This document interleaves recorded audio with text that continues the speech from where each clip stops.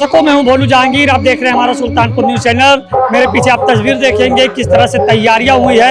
मैं आपको बता दूं कि सुल्तानपुर का अखंड नगर के निराला नगर है। निराला नगर में आज एसबीएसपी के ओपी राजभर जी अध्यक्ष जी आ रहे हैं और यहां पर जनता को संबोधित करेंगे। साथ ही साथ सुल्तानपुर की सांसद मेनका संजय गांधी भी इस कार्यक्रम में शामिल होंगी।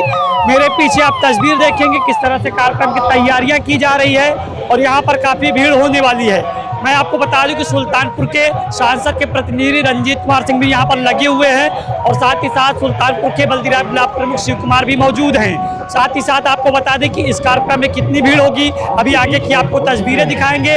और मैं आपको बता दूं कि इस कार्यक्रम को चुनाव के दौरान देखा गया है, चुनाव से जोड़कर देखा जा रहा है किस तरह से ओपी राजभर जी यहाँ की जनता को संबोधित करेंगे और संबोधन के दौरान 2024 लोकसभा चुनाव में कितना प्रभाव पड़ेगा इस पर भी बात करेंगे। सांसद मेनका गांधी यहाँ पर पहुंचने वाली हैं और जनता को संबोधित करने वाली हैं। तो कहीं लगातार सुल्तानपुर में हावी है।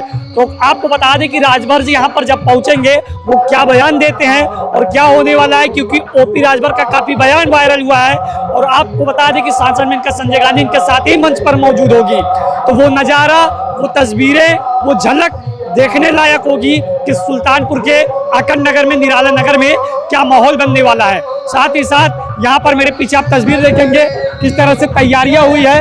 ओपी राजभर का झंडा लिया गया है और भाजपा का झंडा भी लिया गया है साथ में। तो कहीं ना कहीं चुनाव को इस तरह से मैनेज किया जा रहा है, किसी भी तरह से भारतीय जनता पार्टी अपने आप को चूक नहीं देना चाहती है। तो खासकर तस्वीरें आपके मेरे साथ आप देख रहे हैं सुल्तानपुर अखंड नगर के निराला नगर की। यह अकबर नगर का बॉर्डर लगता है और मेरे पीछे तस्वीर देखिए, गाड़ियों का काफिला इकट्ठा होना शुरू हो चुका है और ओपी राजभर का आगमन का इंतजार किया जा रहा है कि किस तरह से वो जनता को संबोधित करेंगे और आगे क्या होने वाला है। और यहाँ की जनता से अभी हम बात भी करेंगे कि सुल्तानपुर में इस रैली को लेकर और ओपी राजभर का आगमन को लेकर 2024 लोकसभा चुनाव में कितना प्रभाव पड़ेगा इस पर भी बात करेंगे। साथ ही साथ जहाँ की आप तस्वीर देख रहे हैं ये अखंड नगर का निराला नगर है। तो इस आउट एरिया में ओपी राजभर का आना और सांसद मेनका गांधी का यहाँ पर दौरा करना और जनता को संबोधित करना 2024 लोकसभा चुनाव में कितना प्रभाव डालेगा इस पर भी ध्यान दिया जाए। माननीय बहन मेनका गांधी जी के अनुरोध पर मैं इधर जनसभा करने के लिए जो चुनाव चल रहा उस चुनाव में कमल के निशान पर हमने अपने मतदाताओं को ज़्यादातर छड़ी बताई थी। तो उनको याद दिलाने के लिए कि कमल वाली बटन दबाना है, ये संदेश देने के लिए इधर आए हैं। इस बार के लोकसभा चुनाव में कौन सा मुद्दा सबसे ज़्यादा लोगों को प्रभावित कर रहा है? गरीब घरेलू बिजली का बिल 5 साल के अंदर, इस बार वो कमल वाली बटन दबाएगा तो 5 साल के अंदर गरीबों को घरेलू बिजली का बिल नहीं देना पड़ेगा। ये उनके लिए बहुत, वो कहते हैं कि साहब इतना दिन तक भैल हमके इस बार ये होगा, सारे भी सिस्टम बन गए हैं। एक तो ये उनके लिए है। 5 साल के अंदर कक्षा 6 से रोजगार परक शिक्षा लागू होने जा रही है। 24 के बाद ये 5 साल के अंदर ये शिक्षा लागू हो जाएगी। तो ये उनके दिमाग में बात समझ में आ रही है कि हमारे बच्चे के हाथ में हुनर होगा तो हमारा बच्चा कहीं भी कारोबार कर सकता है, रोजी रोटी कर सकता है। यूपी में 2 लड़कों की जोड़ी कितना कमाल करेगी, आपको क्या लगता है?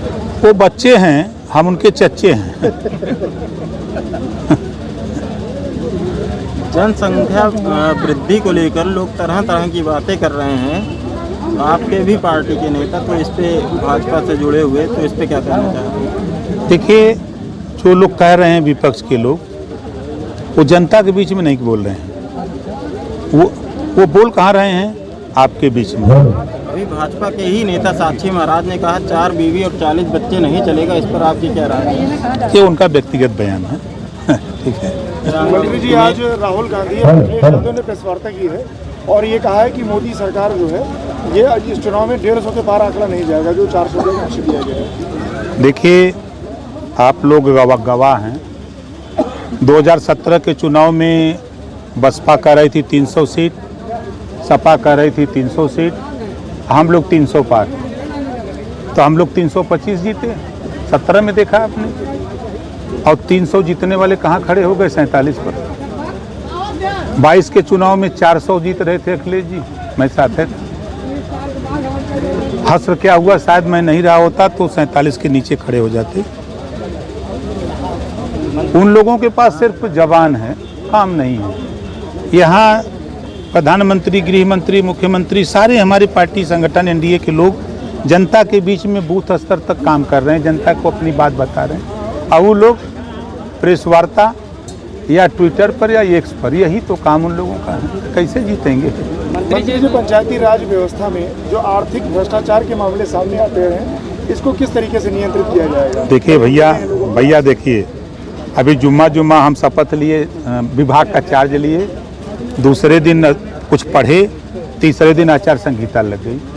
तो जो चीज़ें हमको जानकारी होगी उसको हम दूर करने का प्रयास करेंगे। सपा ने अभी अपना यहाँ से प्रत्याशी बदला है, इसको लेकर क्या कहें? वो तो पुरानी आदत है, प्रत्याशी नहीं कहीं औरों कुछ न बदल दें। क्या इससे मेनका गांधी जी के सीट फंसती हुई नजर आ रही है नए प्रत्याशी आने से? आप देखिएगा, भारी बहुमत से हम लोग चुनाव जीतेंगे। ये सुल्तानपुर ही नहीं, 80 की 80 सीट चाहे कितनों कोई चिल्लाई, मोदी जी आई हैं।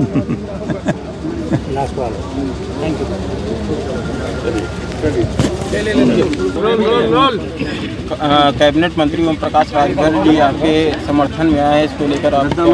नहीं, मैं बहुत खुश हूँ कि मंत्री जी ओम प्रकाश राजभर जी आए, और मैं और भी उनको धन्यवाद देती हूँ क्योंकि उनकी माताजी का देहांत अभी हुआ था।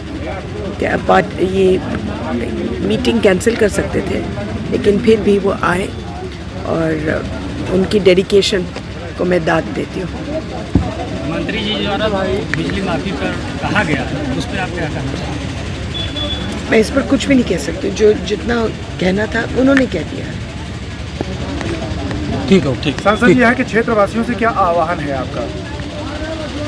आह्वान क्या है? जो हमेशा का था बेटा, कि ऐसे सांसद को वोट दे दीजिए, ऐसे पार्टी को वोट दे दें, ऐसी सरकार को वोट दें जो आपकी सेवा में लगा रही है। बस। थैंक यू थैंक यू बेटा।